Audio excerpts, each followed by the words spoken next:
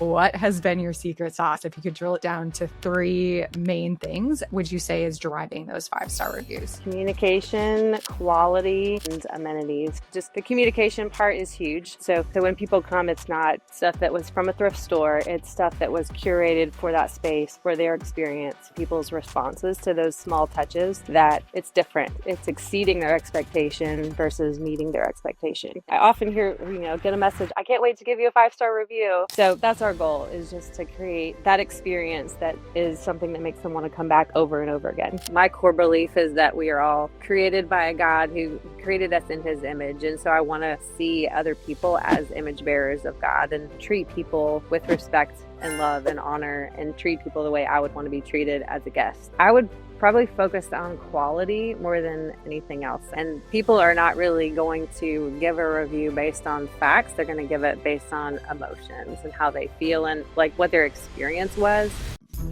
Welcome to Get Paid for Your Pad, the definitive show on Airbnb hosting, featuring the best advice on how to maximize profits from your Airbnb listing, as well as real-life experiences from Airbnb hosts all over the world. Welcome. Get paid for your pad. Get paid for your pad. Get paid for your pad. So excited for today's guest. She has quietly built a 4.99 rated portfolio across 3 markets, has crossed over 1,000 5-star reviews, and still reads bedtime stories to her 4 kids. Beth, welcome to Get Paid for Your Pad. Thank you so much for having me. It's a joy to be here. He's fantastic. So Beth is the co-owner of Northridge Escapes. I would love if you took us back to your very first property. What was the moment that you decided that, okay, this is actually going to be a business? Well, it started in 2018. Worked for a financial firm called Brightview Capital for 18 years. And my boss at the firm had a lake house that was about an hour outside of the city. And I just convinced him, hey, let me put this on Airbnb and make some money for you. And so that's how it started, just with his second home. He wasn't using it a ton. And so we got that up and running, and he started to kind of catch the bug. So it snowballed from there. He bought another property in 2019. And then in 2020, we just started really launching this as an endeavor together. And so we built basically 4 houses between 2020 and 2022, and then we had another. So we built a total of 5, and it just kind of has grown into, a separate business that we are partnered in. We have another property that we're buying in January. So we're up to, this will be 10 total when we have the next one in January. And your properties are beautiful. They're Thank you. luxurious. They're well designed. Just makes my marketer heart happy. Speaking of, how has your background in marketing informed the way that you approach short-term rentals? Sure. So that is my role with Brightview Capital, is I'm the director of marketing. So it definitely has, carried over as far as the way that we treat our clients with the financial firm. We're always trying to give them the best customer service possible. And it really honestly goes back to my high school. My first job as a Chick-fil-A worker in high school. They're known for their customer service, and their motto is the customer is always right. Even when they're wrong, they're right. And so that has just kind of become the way that I view business, is that, to let go of my pride, even if I know that I'm right, I'm going to treat the guest or the client or the customer as that, they're the ones that are right. So it makes a big difference in the way that you communicate with people, the way you resolve conflict, and ultimately, creates that better experience for our guests. Absolutely. It's really about taking the ego out of that conversation as much as possible, because you're right. Even if we are right on paper, like all of the data supports what we're saying, their perspective is still their reality. So I love that. So my husband and I, we just have one short-term rental in the North Carolina mountains, but we were building right around the same time period as you were building. Mm-hmm. How did you guys decide to build? And then what was that process like during COVID and everything? It was crazy. Building costs skyrocketed right in the middle of one of the builds. And so, we had to make adjustments there financially with the builder just because of lumber costs going crazy. But ultimately, it worked out in our favor. We had gone under contract with 2 different builders, 2 in Blue Ridge, Georgia, 2 in one guy in Chattanooga, but for 2 properties, kind of building at the same time. So we had gone under contract with a price, and then, he was building custom for us, but it wasn't like a cost plus situation. So, we were able to take advantage of the market in a peak time where it was cheaper to build than to buy at that point, and interest rates were still low. So it worked out really well for those couple properties. By the time we got to one of our builds, we finished beginning of 2023, and by then interest rates were going up, and it was a little bit harder, to work on investing in new builds, but you just have to go with what the market gives you. So yeah. The beautiful thing about, being able to build those properties is that we were able to make them exactly what we wanted them to be. Everything from, large owner's closet for supplies to 2 sets of laundry, just making them would optimize the guest experience, from the layout to, what amenities we offered. So we were able to put a lot of thought and just intentionality into what those houses looked like,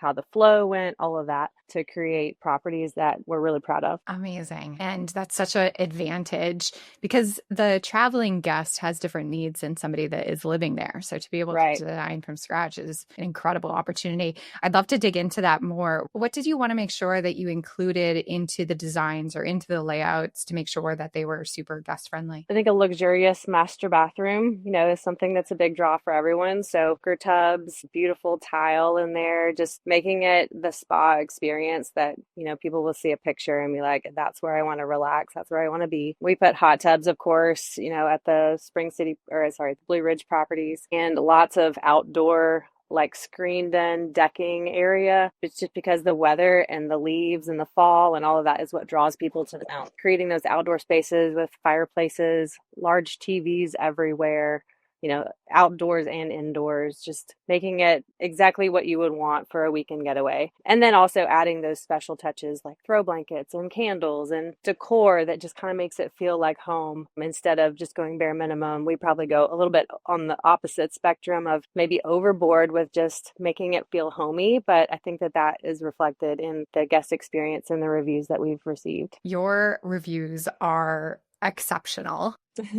You have the highest Airbnb rating out of all of the clients that we manage through RPM and the revenue and pricing management that we do. What's up, guys? Eric here. And before we dive into this episode, I want to introduce you to our podcast sponsor, Freewyld Foundry. Freewyld Foundry is a revenue management service, white glove, high touch service for the top 1% short-term rental operators. We're currently managing over $60 million in bookings, 1,700 listings worldwide, and we are growing very, very quickly. Our RPM program is a done-for-you revenue management service, and I want to invite you, if you are a short-term rental operator that's doing $1 million or more, or maybe about 15 listings or more, head over to freewildfoundry.com and apply for one of our free revenue audit reports. This is where Jasper and the team will actually take a look at your pricing strategy, audit all of your Airbnb listings, and let you know if you're leaving money on the table. So this is free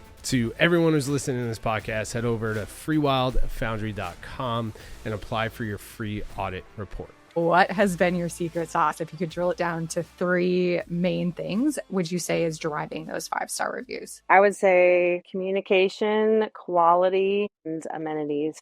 Communication just, starts with the very first second that they book. I handle all of the messaging, and I just want to create a connection to my guests. I want to ask them like what brings them to the area. And if, especially in our Chattanooga properties, I live in Chattanooga and we have a lot of return guests here because I've developed those relationships. Just asking questions. A lot of them have, kids that are in a boarding school here in Chattanooga, so they come often. So that personal connection of just hearing their story, or what maybe they're here with their grandkids or something like that. So trying to make a personal connection with communication, also providing all of the information they need up front with a touch stay guest manual that just provides local recommendations, but also just all of the answers to their questions, which cuts down a lot on more work on the back end for me if they just have it all up front. So yeah, just the communication part is huge. The quality aspect is, we put high quality mattresses and linens and furniture and nice glass dishes and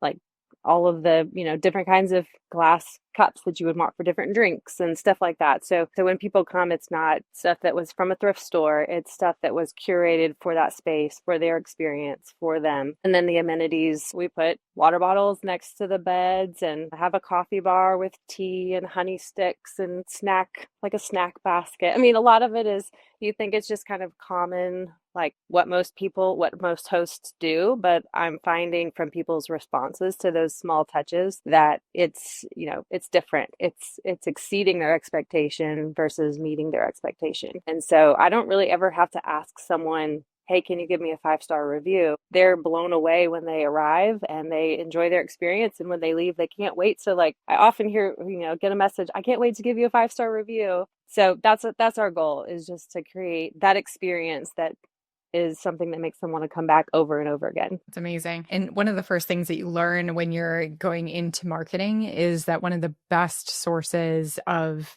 research, essentially, is to have conversations with your guests. And it sounds so simple, but as a baseline, it is so powerful to have a co-founder like you who is literally having those conversations with guests. It makes you feel more personal, and then also make those changes or adjustments when they pop up, for sure. That's incredible. And I have a template. It's not like I'm writing a new message every time, but it's a warm and friendly and, a template that invokes conversation versus just like, thanks for booking. Here's your information. Enjoy your stay. I'm trying to engage a little bit, and also trying to gauge, like, do they want more recommendations for local things, or are they just, wanting to do their thing? So definitely giving them space when they want it, but engaging more on a personal level when they want to. I imagine the hosts listening to this are kind of like, but I know that already. Like, I know all of those things.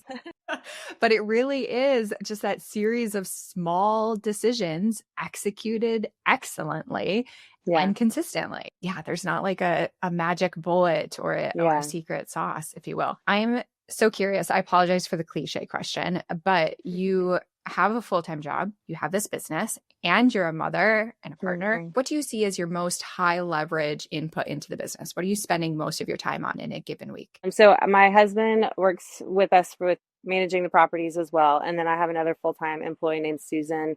And I just hired someone that do a little bit more social media and marketing stuff that I just don't have as much time for these days. So we have a team. And so, some of it's just communicating with the team. We try to delegate, maintenance stuff goes directly to my husband. And so he can take care of stuff like that. I would say I'm always looking for ways to improve our business. And so I think that's something that I put a lot of time and focus in, not necessarily the properties. Like, we feel really good about where we are with the properties and the setup, but just, how can we improve the communication aspect? Like building our touch stay manuals was kind of a big job. We had it in a PDF form before.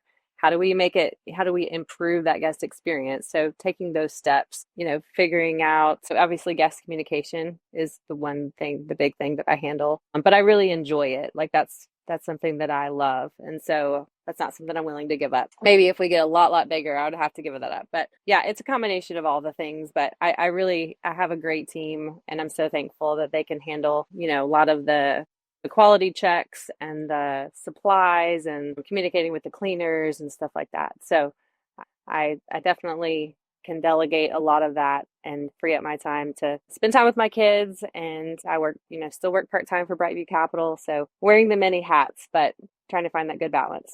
Speaking of cleaning companies, I saw that yours called you out on Facebook recently, maybe a couple of months ago. They're like, we love working with Beth and her team. How did you go about finding them, vetting them, and what's your ongoing process for making sure that the properties stay super clean? And I would say that's one of the hardest parts. Like, you have to find a good cleaner that you can trust. We have 3 different markets. And so I have to have 3 different teams or individuals. So in Blue Ridge, we have a lady who works with her sister and maybe some other people that she brings in with her, but her level of quality is just so consistent.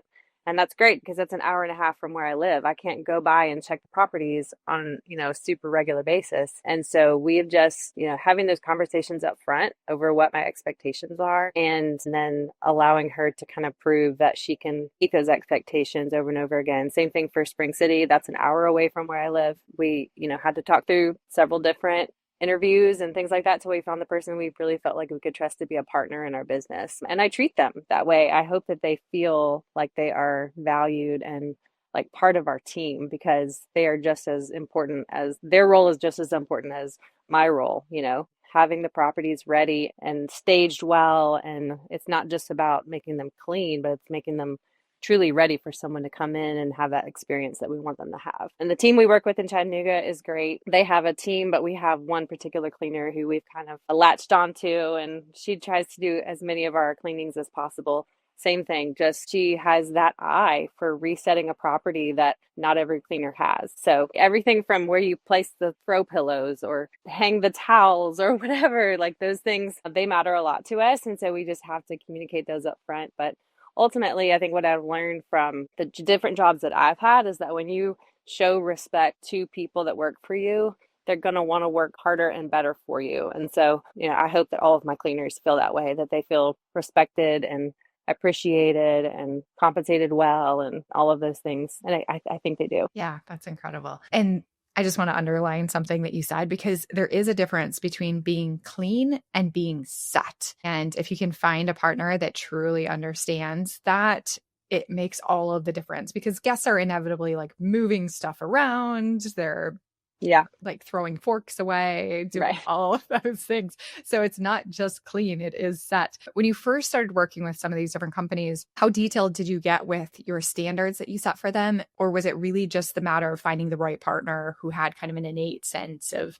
what right looks like? We have a very detailed checklist, room by room, everything that we expect to be done in each room. And so an initial training with someone is doing a thorough walkthrough and explaining, like, here's how many toilet paper rolls we put under every vanity. This is the way we reset this, or this is what we expect for every surface to be wiped down, or, and it kind of handles our quality control. And so she's able to go behind the cleaners a lot and just give feedback. And so that's helpful too. And honestly, like finding a cleaner that's willing to take some constructive criticism and make those changes versus being defensive, or, we've even had people who weren't exactly honest with us about things. And so that's really hard. Like we don't have the capacity to use those cleaners. Like we have to have people who are going to be really honest and trustworthy and consistent. So just the communication that we have up front of, here's what we're expecting and here's what we want to pay you for it. Are you in? Like, are you in for,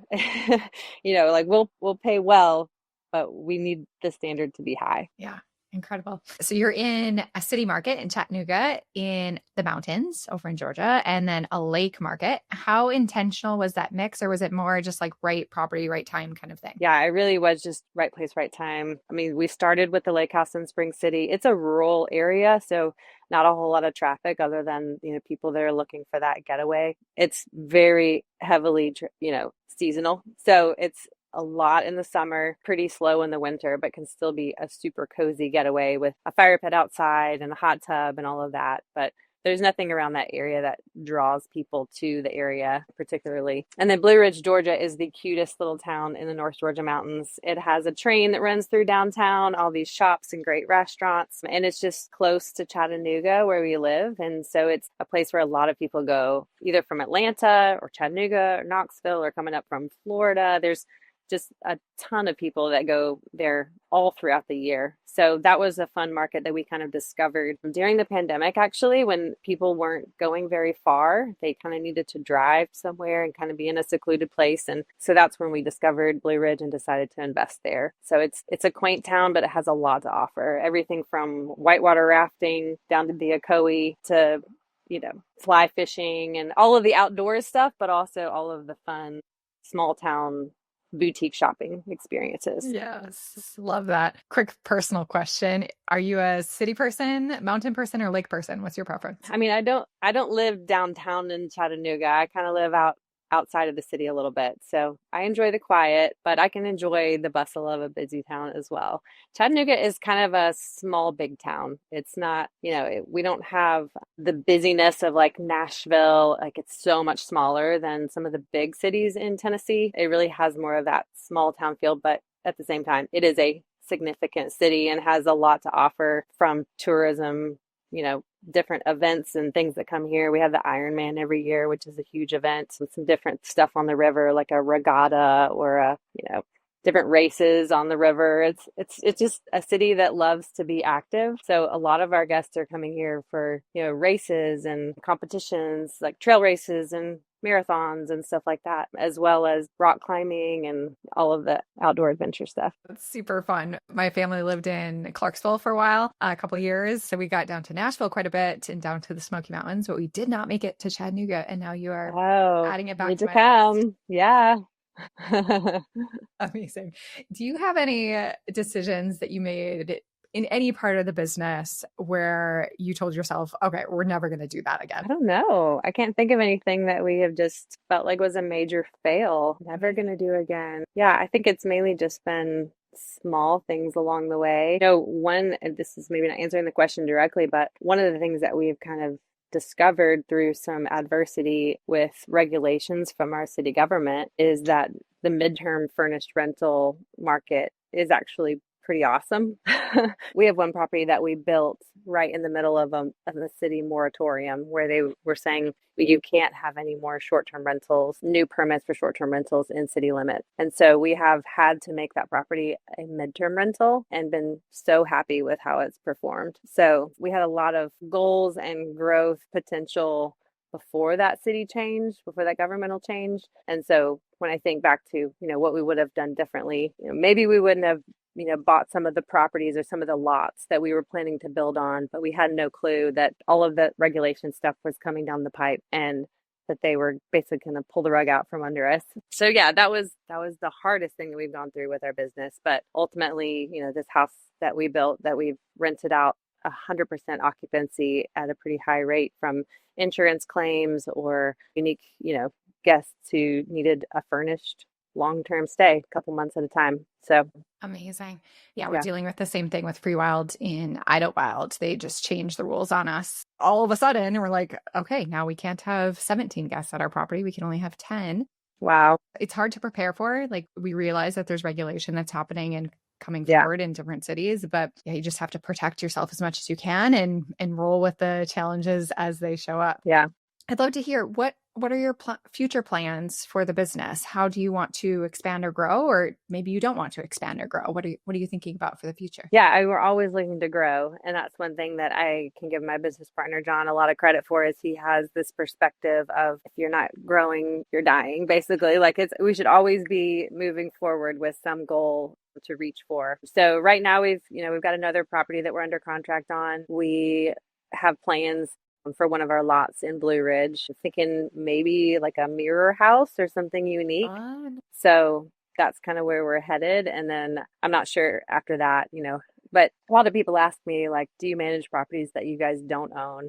And we haven't done that before. I know a lot of people find a lot of success in managing other people's property. So that's something that, I've thought about, but I really enjoy having the properties that we own as a company and just focusing, on those. And so I think that is the trajectory of our growth, is to continue building or buying and managing our own properties. There's a lot of advantages. Yeah. Big short-term rental news this week was the shutdown of Sonder. And it sounds like one of the key failing points, if you will, is that they were basically a rental arbitrage company. So they were leasing these big buildings and didn't have control over the real estate or the tax advantages of owning. So I think it is a powerful strategic advantage. It does require a longer time frame to develop from dirt, for sure. But yeah, I love that for you guys. And just that second key where you said that quality is so important to you, building makes that infinitely, I don't know if I want to say easier, but yeah, it's more in your control. So. That's right. Yeah. Fantastic. We're always looking at properties, but because of the city ordinance changes, we have to basically find a property that already has a permit, that's already operating as a short-term rental, or is in like a multifamily building. And, even then there's a cap on how many they can issue permits for. So this property that we're buying in January has been operating as a successful short-term rental. It fits so well in our portfolio. It's close to our other properties, kind of a new construction. So all of those things line up, but we're pretty picky because of that quality aspect. We care that it is going to fit the standard that we want for all of our properties across the board, so that if a guest comes and stays at one, and then that's not available next time they're in town, they can stay at a different property and they know they're going to have that same experience. So just that, continuing that brand consistency across the board is important to us. So important. What were some of the specifics that you looked at when you put an offer in on this property? What told you that it was a Northridge Escapes property when you looked at it? Honestly, it's really similar to some of our other bigger houses in that same North Chattanooga area. You can actually see two of our properties from the upper deck of the new one that we're purchasing. So very close, but it was built in 2020. Just having a newer constructed home allows it to just seem cleaner, like bathrooms and everything. Just the newer that it is, it seems to be cleaner. It's just turnkey, like we're buying it furnished. And so it's ready to flip right over and maybe make a couple adjustments. But the current host has done a great job with it. He's got a really high rating. So we know that it's got a consistent guest following as well, people that probably have come back again and again to his property. So we hope we can just continue that forward. So location, quality, as far as like the build, it just looks like our other properties. And also it's on the larger side of it's 4 bedrooms. And so we have 2 5-bedroom houses right close by to it. And then this will be a 4-bedroom. And we just find that for the money or the revenue that we can bring in for a property with higher bedroom count, it really pays off. So, and there's not a lot of them. Most people who try to get into the rental market are looking at 1 to 2 bedroom properties. So having those larger properties allows us to, just bring in a higher revenue for the same amount of work. Yeah. Yeah, 100%. Yeah. So powerful positioning there and an asset type that isn't super popular, like you said. And then the other advantage is that when you are curating your portfolio as closely as you are, like you said, your guest avatar transfers from one property to the other. You don't have to try to go out and find, I don't know, college students that are like doing weekend away or something. Like you have your core avatar. And then they're naturally going to want to stay at some of your other properties as well, which is powerful marketing. Having those larger houses allows a lot of multi-generational guests, so grandparents with their kids and grandkids. And we love that. We love like providing a house where everyone can be under one roof and have those memories and that time together versus, if you had to be in a hotel, it would be a completely different experience. So that's just something that we value. Same thing for wedding parties. We have a lot of, because our 2 5-bedroom houses are right next to each other. And so we have a lot of people who will book it for a wedding weekend and just it's not anything crazy. It's not like a party or whatever, but they have a lot of people there and the house can accommodate that. So it's a lot of fun.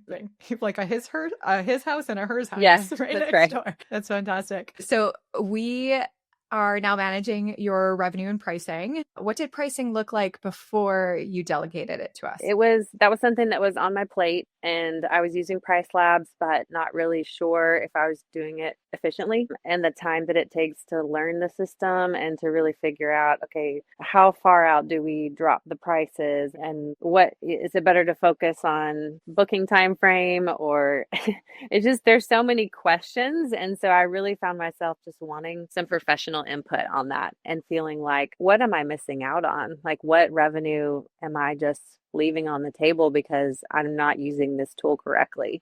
So I feel like we were on a decent track and just needed a little bit of a boost and some education. And Miles has been so great about just telling me why he's doing what he's doing and kind of guiding me through and teaching me, the thought process, the strategy, all of that. So yeah, I've really enjoyed working with Freewyld and just learning how to think through revenue management in a different way. Yeah. So we have a nickname for Miles internally on the team. We call him Magic Miles because he is a freaking genius on so many different levels. So I love that you are working with him. What have been some of like the wins or highlights working with? There've been a couple of bookings that we've seen roll in, whether it's for like a high demand weekend or a holiday weekend or something just further out. I look at the price per night and I'm like, oh gosh, like I would have never put it that high, So just having the market data to support the revenue or the price, he has to dig into the weeds to figure that out. But taking the time to do that allows you to take advantage of those high demand times in a way that I would probably missed otherwise. Liken it to investing. Like investing can be relatively straightforward, but our own emotions or our own perspective kind of gets in the way of getting the best possible results in that area. And I think the same thing happens with pricing. We have a very just kind of like stuck perception of like, oh, here's what I would pay for this, or here's what I think this is worth. It can be really beneficial to have somebody who's literally looking at the data and be like, no, actually data supports this. And let's at least give it a try in an experiment. I think the other thing too is just having 3 different markets makes it really tricky because each one of those markets needs a different strategy. So the time that I could spend trying to figure out how to price each one of those different markets can be very time consuming. Having that help from him is wonderful. So if you were to look back at the business growth 10 years from now, what would you be most proud of? I think just being able to say that we provided the best experience possible for every guest. You know, my core belief is that we are all created by a God who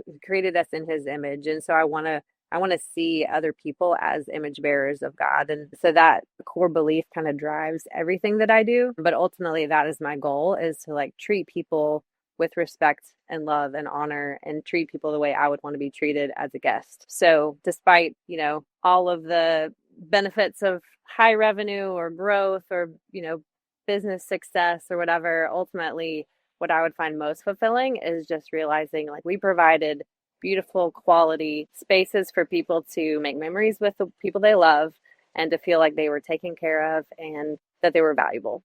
It's beautiful. Hospitality is ultimately a human business. Yeah.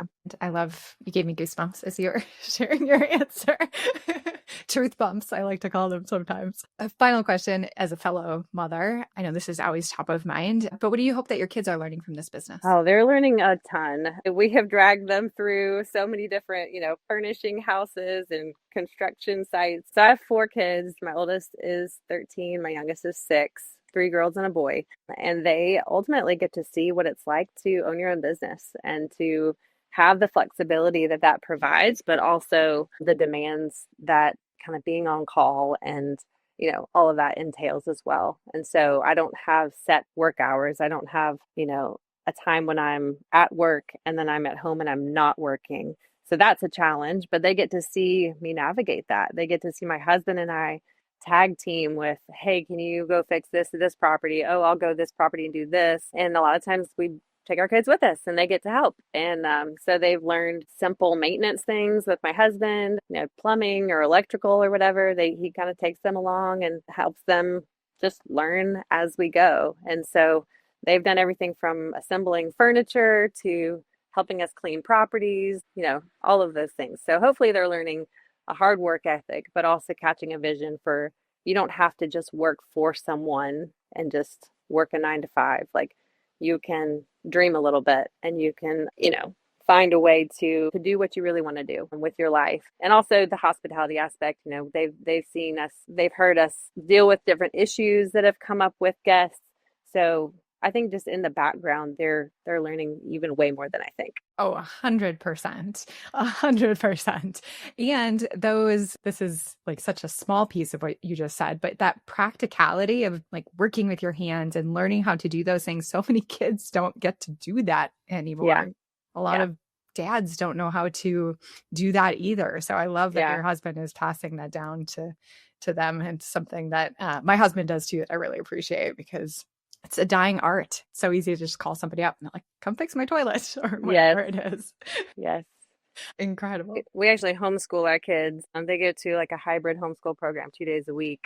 So they get, you know, time with a teacher and friends and all of that. But a lot of times they're just home with us. And so they get to experience even more of it just kind of firsthand, which is awesome. Amazing. Yeah. And ultimately, I mean, as my daughter, my oldest, I mean, she's at a point now where I could drop her off to clean one of our smaller properties and she would be able to knock it out of the park. So, you know, hopefully it can even be something that is kind of a part-time job for them as they go into their teenage years. You know, we pay our cleaners well, so it's a good gig for that age group. So yes, powerful generational wealth building is to bring kids into the business. But I mean, just the life skills, never mind anything else, is so amazing. Beth, I want to celebrate you for all of the amazing 5-star reviews and for making the time to share with us how you made that happen today. Thank you so much. Last question I'm going to ask you. If you had advice for a fellow host that's listening to this that wants to raise their review score, maybe they've been having some issues, what are some of the first things that you would tell them? I would probably focus on quality more than anything else. I think, a lot of times we think, oh, that's good enough. And people are not really going to give a review based on facts. They're going to give it based on emotions and how they feel and like what their experience was. So, if you have threadbare sheets or towels that, are just old and ragged, like those little things, if you can just focus on bringing up your quality, also add some comforting things in your properties, like throw pillows and throw blankets and stuff that just makes people feel cozy. If you focus more on the feelings that your guests have versus just the necessities, I think that it just speaks volumes and it turns into better reviews. I would say the other thing is to not skimp on the essentials. So I've stayed at a lot of properties where they give you like 2 dishwasher pods and 1 roll of toilet paper. And so you end up having to go out to get something that you need. Our guests don't ever have to do that. We overstock, and not in a crazy way, but we make sure that based on the duration of their stay that they don't have to go shop for hand soap or a dishwasher pod. And so again, all of those things just tie into the feeling that the guest has of feeling cared for, feeling taken care of, having everything they need. And ultimately that turns into those 5-star reviews. Mic drop. Yes. I feel like a lot of hosts focus on saving pennies where they could be making thousands of dollars from creating a truly exceptional experience. So if you think about just the one return guest coming back because they had a good experience, you've paid for the supplies that you purchased 10 times over. Exactly. Yeah. Yes. So much truth there. Amazing. Thank you, Beth. Absolutely. Thanks for having me. Yes. Get paid for your pad.